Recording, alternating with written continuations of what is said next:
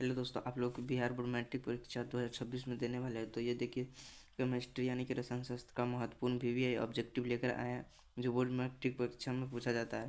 तो चलिए, ये 50 क्वेश्चन है। आप लोग इस चैनल पर नए आए हैं तो सब्सक्राइब एंड लाइक ज़रूर करिएगा। और ये देखते हैं क्या है। तो मेरा पहला क्वेश्चन है, शरीर में भोजन का पाचन कैसी अभिक्रिया है, यानी कि शरीर में जो भोजन पचता है वो कैसी अभिक्रिया है। तो मेरा ये क्या हो जाएगा, उपचयन हो जाएगा। क्या हो जाएगा? नहीं, उपचयन नहीं होगा, अपचयन होगा। क्या होगा? अपचयन। मेरा अपचयन आंसर हो जाएगा। और मेरा दूसरा क्वेश्चन है, निम्नलिखित में से कौन सा ऑक्सीकारक है, यानी कि निम्नलिखित में से कौन सा ऑक्सीकारक है। इसमें ऑक्सीजन है और तो ये O2 है, तो ये ऑक्सीकारक हो जाएगा। दो का डी आंसर हो जाएगा। एक 3 नंबर का निम्नलिखित में से कौन सा पदार्थ बिना ज्वाला का जलता है, यानी कि कौन सा पदार्थ है जो जलाए बिना ज्वाला यानी कि जलाए हुए जलता है। तो क्या है? कोयला। अगर जब आप जो देखते हैं ट्रेन से जब कोयला आता है तो उस पर हमेशा पानी रखा जाता है। तो ये किस लिए होता है? क्योंकि वो ज्वलनशील होता है, बिना ज्वाला के जलने लगता है, इसीलिए हम उसे कोयला कहते हैं। इसका आंसर क्या हो जाएगा? कोयला हो जाएगा। 4 नंबर क्वेश्चन है, निम्नलिखित में कौन समीकरण संतुलित है। तो इसमें से देखिए क्या लिखा हुआ है, Fe+Cl2 = Fe(Cl2), यानी कि इसमें Fe एगो है और Cl2 क्या है, क्लोरीन का एगो, ए दो गो है, तो इसमें क्या है, 3 गो। तो ये मेरा होगा नहीं। और फिर ये बी में क्या कर रहा है, Fe+O2, यानी कि Fe आया, लोहा एक है और ऑक्सीजन दो है, तो इसमें क्या है, लोहा दो ऑक्सीजन तीन है, तो ये भी नहीं होगा। C नंबर क्वेश्चन क्या करा है, NH4NO2, यानी कि NH4 क्या है, वो ए दो गुना गुना करेंगे तो 4 हो जाएगा, NH4 हो जाएगा। NO2, तो N यहाँ पर और दो गो यहाँ पर भी है, दो गो, तो क्या हो जाएगा, Na2 हो जाएगा। तो मेरा सी आंसर इसका सही हो जाएगा। तो मेरा 4 का सी आंसर हो जाएगा। 5 नंबर मेरा क्वेश्चन है, सबसे बड़ा अभिक्रियाशील है, यानी कि सबसे बड़ा अभिक्रियाशील कौन है। तो यहाँ पे कॉपर है, Hg है, यानी कि Ag है, Au। तो मेरा क्या हो जाएगा, कॉपर, यानी कि सबसे ऊपर क्या रहता है, कॉपर। तो मेरा क्या हो जाएगा, कॉपर। सबसे अभिक्रियाशील धातु कौन है, कॉपर है, कॉपर। उसके बाद 6 नंबर क्वेश्चन है, सिलिकॉन क्या है, यानी सिलिकॉन धातु और धातु उपधातु क्या है। यानी कि सभी नहीं होगा, क्या होगा, उपधातु हो जाएगा। मेरा क्या होगा, उपधातु क्या है, जर्मेनियम और सिलिकॉन है, तो मेरा क्या हो जाएगा, सिलिकॉन क्या है, उपधातु है। 7 नंबर क्वेश्चन है, जल का पीएच मान कितना होता है। जल का पीएच मान कितना होता है, 7, ए में है 7, बी में 4.5, सी में है 6.0, डी में है 1। तो मेरा यानी कि जल का पीएच मान क्या है, शुद्ध जल का पीएच मान 7 होता है। 8 नंबर क्वेश्चन है, निम्नलिखित में से अम्ल कौन है, यानी कि जो नंबरिंग है इसमें से अम्ल कौन है। तो 7 हो जाएगा। अगर 7 से कम रहेगा तो अम्ल, और 7 से अधिक रहेगा तो क्या होगा, भस्म होगा। पीएच इसका जानते हैं। आगे है 9 नंबर क्वेश्चन है, सिरका का पीएच मान कितना होता है। तो जो सिरका का पीएच मान होता है वो 3 होता है, 3.0 होता है, 3। उसके बाद 10 नंबर मेरा क्वेश्चन कर रहा है, पसीना का पीएच मान कितना होता है, यानी कि जो पसीना है उसका पीएच मान कितना होता है। तो पसीना का पीएच मान हमारा 4.5 होता है। कितना होता है, 4.5। उसके बाद 11 नंबर क्वेश्चन कर रहा है, दूध का पीएच मान कितना होता है। जो दूध होता है उसका पीएच मान कितना होता है, तो 6.5 होता है, 6.5। 12 नंबर क्वेश्चन है, आंसू का पीएच मान कितना होता है। जो हमारा आंसू होता है वो अम्लीय होता है, क्षारीय, वो तो क्षारीय होता है। उसका पीएच मान कितना होता है, तो मेरा उसका पीएच मान 7 दशमलव क्या होता है, 3 होता है, 7.3। 13 नंबर क्वेश्चन है, खून का पीएच मान कितना होता है। जो हमारा ब्लड होता है उसका पीएच मान कितना होता है, 7.4। वो क्षारीय होता है, इसलिए उसका 7.4 होगा। उसके बाद मेरा 14 नंबर क्वेश्चन कर रहा है, अमाशय रस का पीएच मान कितना आता है। जो अमाशय रस होता है उसका पीएच मान कितना होता है, 1 होता है। जो हमारे पेट में हाइड्रोक्लोरिक अम्ल है उसमें कितना रहेगा, 1 रहेगा। और 1 से अधिक होगा तो जो हमारा गैस होता है पेट में बनता है, कम रहेगा तो भी होगा। तो कितना मैक्सिमम रहना चाहिए, 1। यानी कि 1 से कम रहेगा तो चलेगा, अधिक होगा तो गैस की प्रॉब्लम हो सकती है पेट में। इसलिए हाइड्रोक्लोरिक अम्ल हमारे शरीर में कितना रहता है, यानी कि हमारे रस 1%, 1.0 रहता है। 15 नंबर क्वेश्चन कर रहा है, पीएच स्केल किस वैज्ञानिक, जो पीएच स्केल होता है वो किस वैज्ञानिक ने दिया था। तो आपको पता होना चाहिए, क्वेश्चन पूछा था ऑब्जेक्टिव में, वीवीआई ऑब्जेक्टिव है, ये वीवीआई ऑब्जेक्टिव है। ये यानी कि पीएच स्केल किस वैज्ञानिक ने दिया था। तो पीएच स्केल सोरेनसन ने दिया था। किस वैज्ञानिक ने, सोरेनसन वैज्ञानिक ने दिया था। उसके आगे 16 नंबर क्वेश्चन है, सोरेनसन ने पीएच स्केल कब दिया था। जो सोरेनसन वैज्ञानिक है पीएच स्केल दिया था, वो सोरेनसन स्केल पीएच स्केल कब दिया था। तो 1909 ईस्वी में, 1909 ईस्वी में। मेरा 17 नंबर क्वेश्चन कह रहा है पीएच मान 7 से कम हो तो डैश होगा, यानी कि जो पीएच मान होता है वो 7 से कम रहता है तो क्या होता है, अम्ल होता है। अगर 7 से अधिक होगा तो क्या होगा, क्षार होगा। क्षार को हम क्या कह सकते हैं, भस्म भी कहते हैं। तो हमारा क्या कह रहा है, पीएच मान 7 से कम हो तो डैश होगा, तो पीएच मान मेरा क्या है, 7 से कम है तो क्या होगा, अम्ल होगा। 18 नंबर क्वेश्चन है पीएच मान 7 से अधिक रहेगा तो क्या होगा, तो अभी बताए थे 7 से कम रहेगा तो अम्ल, और 7 से अधिक रहेगा तो क्या होगा, भस्म होगा। मेरा क्या ए आंसर हो जाएगा, ए आंसर हमारा हो जाएगा। और 19 नंबर क्वेश्चन है सेब में कौन सा अम्ल रहता है, यानी कि जो सेब रहता है उसमें कौन सा अम्ल रहता है, उसमें मैलिक अम्ल रहता है। किस कौन अम्ल, मैलिक अम्ल। और 20 नंबर क्वेश्चन कह रहा है चाय में कौन सा अम्ल होता है, जो चाय रहता है, जो टी होता है उसमें कौन सा अम्ल रहता है, तो टैनिन अम्ल होता है। और 21 नंबर क्वेश्चन कह रहा है दही में कौन सा अम्ल होता है, तो दही में जो अम्ल होता है लैक्टिक अम्ल हमारा होता है। क्या होता है, लैक्टिक अम्ल। चलिए इसका बताते हैं पूरा जितना रहता है। तो देखिए यहाँ पर पूरा जितना अम्ल कौन कौन से में फल में रहता है देखिए पूरा दिया। संतरा में और नींबू में कौन सा अम्ल रहता है उपस्थित, सिट्रिक अम्ल रहता है। और सेब में कौन सा अम्ल रहता है उपस्थित, मौलिक अम्ल रहता है। इमली में कौन सा अम्ल रहता है, टार्टिक अम्ल रहता है। सिरका में कौन सा अम्ल रहता है, तो एसिटिक अम्ल रहता है। दही में कौन सा अम्ल रहता है, लैक्टिक अम्ल रहता है। टमाटर में कौन सा अम्ल रहता है, ऑक्जेलिक अम्ल रहता है। अमाशय रस में कौन सा अम्ल रहता है, हाइड्रोक्लोरिक अम्ल रहता है। चाय में कौन सा अम्ल रहता है, टैनिन अम्ल रहता है।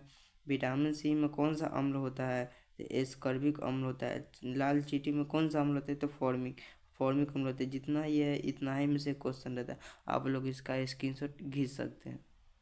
क्वेश्चन कर रहा है भारत में समुद्र से NaCl कितना बनता है, यानी कि जो सोडियम क्लोराइड होता है, यानी कि जिसे हम नमक, साधारण नमक कहते हैं, वो हमारे भारत में समुद्र से कितना परसेंट निकलता है, यानी बनता है, तो 95%। कितना, 95%। पूरे विश्व में सबसे अधिक यही निकलता है। और 23 नंबर क्वेश्चन कर रहा है निम्न में से लवण कौन कौन है, निम्न में से लवण कौन है, तो NaCl। इसका सूत्र होता है सोडियम क्लोराइड, यानी कि साधारण नमक है इसे कहते हैं। और 24 नंबर क्वेश्चन का है निम्नांकित में कौन कौन भास्मिक अम्ल है, निम्नांकित में कौन भास्मिक अम्ल है, तो मेरा कौन हो जाएगा, तो Na2O, यानी कि Na2 क्या हो जाएगा, मेरा भास्मिक अम्ल हो जाएगा। 25 नंबर का है निम्न में से कौन प्रबल अम्ल है, निम्न में से कौन प्रबल अम्ल है, NaOH। ये तो होगा नहीं, तो ये हो जाएगा NaOH, अमोनियम हाइड्रोक्साइड हो जाएगा। क्या हो जाएगा, मेरा निम्न में से कौन प्रबल अम्ल है, NaOH हो जाएगा, बी आंसर मेरा हो जाएगा इसका। और उसके बाद कह रहा है 26 नंबर क्वेश्चन सोडियम सल्फेट का जलीय विलयन है, यानी कि जो सोडियम सल्फेट होता है क्या होता है, उदासीन होता है, क्षारीय होता है, अम्लीय होता है, या बफर, यानी कि बफर होता है। ये जिससे नहीं पता आप लोग पता कर लीजिएगा। बफर तो हमारा सोडियम सल्फेट क्या होता है, जलीय विलयन उदासीन होता है। क्या होता है, उदासीन होता है। 27 नंबर क्वेश्चन है उदासीन विलयन का पीएच मान कितना होता है, जो उदासीन जो अभी बताया था जल का पीएच मान उसे हम उदासीन कहते थे, इसका क्या हो जाएगा, 7 हो जाएगा। उसके बाद 28 नंबर क्वेश्चन कर रहा है सोडियम का परमाणु संख्या क्या होता है, जो सोडियम होता है यानी कि जो हाइड्रोजन, हीलियम, लिथियम, बेरिलियम ये सब को होता है ना, तो इसको एक वीडियो में हम लाएंगे तो बता देंगे कैसे होता है याद करने का ट्रिक। तो यह हो जाएगा 28 नंबर का सोडियम का परमाणु संख्या क्या होता है, 11 होता है, 11। ये आंसर हो जाएगा मेरा। 29 नंबर है एल्युमिनियम का परमाणु संख्या क्या होता है, तो एल्युमिनियम का परमाणु संख्या हमारा 13 होता है, 13। ये आंसर हो जाएगा। हीलियम का परमाणु संख्या क्या है, यानी कि जो हमारा हीलियम है उसका परमाणु संख्या, इसका तो दो ही तो आपको पता होगा, हाइड्रोजन 1 नंबर पर, हीलियम 2 नंबर पर। दो हीलियम बन के क्या बना हुआ हमारा, एक हाइड्रोजन बना हुआ है। सोडियम का संकेत क्या है, जो सोडियम होता है उसका संकेत क्या होता है, Na होता है। क्या होता है, Na। और 32 नंबर क्वेश्चन कर रहे लोहा धातु या अधातु, लोहा धातु है या अधातु, आपको पता होगा लोहा धातु है, लोहा क्या है, धातु है। और जो हमारा ये क्या है क्वेश्चन 33 नंबर सोडियम क्लोराइड का सूत्र क्या आता है, जो अभी भी बताया साधारण नमक, तो इसका क्या होता है, NaCl। क्या होता है, NaCl। उसके बाद 34 नंबर क्वेश्चन कर रहा है कैल्शियम क्लोराइड का सूत्र क्या आता है, जो हमारा कैल्शियम क्लोराइड होता है उसका सूत्र क्या था, आपको तो पहले यह पता होना चाहिए।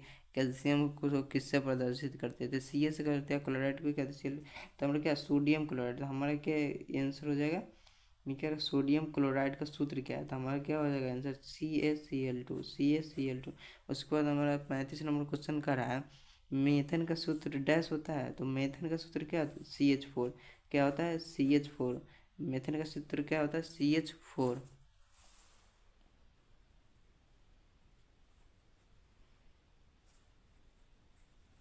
उसको 36 नंबर मेरा क्वेश्चन कर रहा है, जल का सूत्र क्या होता है? जो जल होता है उसका सूत्र क्या होता है? तो H2O। जो हमारा जल होता है उसका सूत्र क्या होता है? जल किससे मिलकर बना होता है? हाइड्रोजन और ऑक्सीजन को।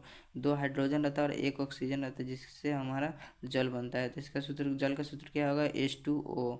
और 37 नंबर क्वेश्चन कर रहा है, ब्यूटेन का सूत्र क्या होता है? जो ब्यूटेन हमारा होता है उसका सूत्र क्या होता है? प्रोपेन, हेक्टेन, ब्यूटेन, ये भी होता है। तो इसमें से हमारा क्या होता है? ब्यूटेन का सूत्र।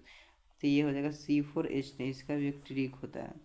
उसके बाद 38 नंबर मेरा क्वेश्चन है, ग्लूकोज का रासायनिक सूत्र डैश होता है। जो ग्लूकोज होता है हम सब पीते हैं, उसका रासायनिक सूत्र क्या होता है? तो हमारा उसका होता है C6H12O6। ये क्वेश्चन हर एग्जाम में पूछता है और कंपटीशन के एग्जाम में, इसलिए आप लोग याद कर लीजिएगा। आपको 2026 में ज़रूर पूछेगा। 39 नंबर क्वेश्चन का है, कार्बन डाइऑक्साइड का सूत्र डैश होता है। जो कार्बन डाइऑक्साइड होता है उसका सूत्र क्या होता है? CO2। ये तो सबको पता होगा।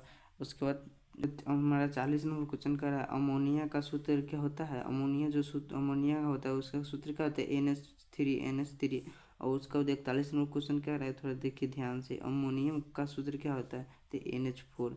जो हमारा अमोनिया होता है ना, या अमोनिया, ये जो लास्ट में यार य रहेगा उसमें NH3। अमोनियम जिसमें लास्ट में यम रहेगा उसका NH4 हो जाएगा। क्या होगा? NH4। उसके बाद 42 नंबर क्वेश्चन का है, एल्युमिनियम का एक्स का क्या होता है? जो हमारा एल्युमिनियम है उसका एक्स क्या होता है? बॉक्साइड होता है, क्रोंडम होता है। तो इसमें से क्या है? ए में क्या है? बॉक्साइड, बी में क्रोंडम, सी में दोनों, डी में सभी। तो हमारा क्या हो जाएगा? सभी आंसर हो जाएगा, डी आंसर हो जाएगा।